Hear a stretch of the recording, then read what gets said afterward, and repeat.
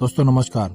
दोस्तों हिंदू धर्म में 4 वेद और 18 पुराण हैं। इन्हीं में से एक गरुड़ पुराण है, जिसमें जन्म से लेकर मृत्यु तक कई ऐसे रहस्य पर्दा उठाया गया है जिसके बारे में हर किसी को जानना चाहिए। पृथ्वी पर जिस व्यक्ति ने जन्म लिया है उसकी मृत्यु निश्चित है। भगवान श्री कृष्ण ने गीता में कहा है, जिसका जन्म हुआ है उसका एक न एक दिन मृत्यु भी होनी है। इसीलिए परिवार में किसी की मृत्यु होने पर अंतिम संस्कार के बाद गरुड़ पुराण पढ़ा जाता है। कहते हैं ऐसा करने से मृतक की आत्मा को मोह माया त्याग कर वहाँ से जाने में मदद मिलती है। हिंदू धर्म में मृत्यु के दौरान भी कुछ नियमों का पालन किया जाता है, जिसका जिक्र गरुड़ पुराण में भी किया गया है। इन्हीं में से एक नियम है कि मृत्यु के बाद सबको अकेला नहीं छोड़ना चाहिए और शास्त्रों के अनुसार सूर्यास्त के बाद अंतिम संस्कार नहीं किया जा सकता है। आइए जानते हैं गरुड़ पुराण के मुताबिक सबको अकेला क्यों नहीं छोड़ना चाहिए।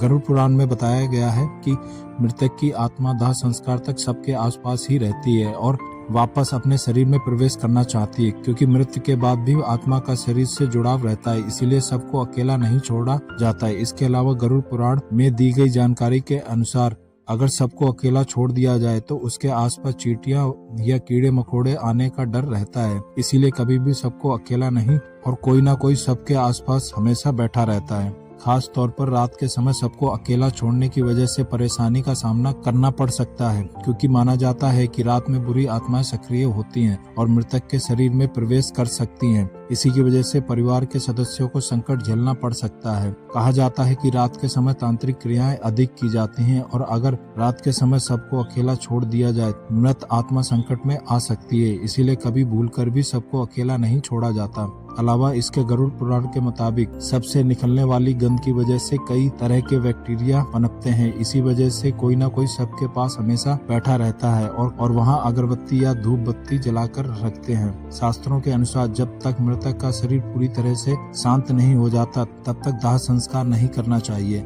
साथ ही इसके पीछे एक वजह यह भी है कि उस व्यक्ति के जानने वाले और रिश्तेदार का इंतजार किया जाता है, जिससे वह उस व्यक्ति के अंतिम दर्शन कर सके। हिंदू धर्म में मृतक के बाद कर्मकांड किए जाते हैं। मृतक के परिजनों को कई नियमों का पालन करना पड़ता है। गीता में कहा गया है कि जन्म और मृत्यु निश्चित है। हिंदू धर्म में मानता है कि मौत हर चीज का अंत नहीं है। आत्मा अनादि है, उसका कोई क्षय नहीं है। देहांत के बाद ही शरीर समाप्त हो जाता है, पर आत्मा नहीं। आत्मा एक शरीर से दूसरे शरीर में प्रवेश कर जाती है। इसलिए हिंदू धर्म में मृत्यु के बाद कर्मकांड किए जाते हैं। मृत्यु के तुरंत बाद अंतिम संस्कार नहीं किया जाता। वहीं सबको अकेला छोड़कर कोई भी नहीं जाता है। दोस्तों आपकी क्या राय है इसके बारे में कमेंट बॉक्स में जरूर लिखें और साथ ही यह भी लिखें कि अगला वीडियो किसके बारे में बनाएं। दोस्तों आपको अगर यह जानकारी जरा भी अच्छी लगी हो तो चैनल को सब्सक्राइब जरूर करें। ऐसे ही किस्से और कहानी सुनने के लिए चैनल को सब्सक्राइब और लाइक करें। बहुत ही जल्द मिलते हैं अगले वीडियो में। तब तक के लिए धन्यवाद। भारत माता की जय।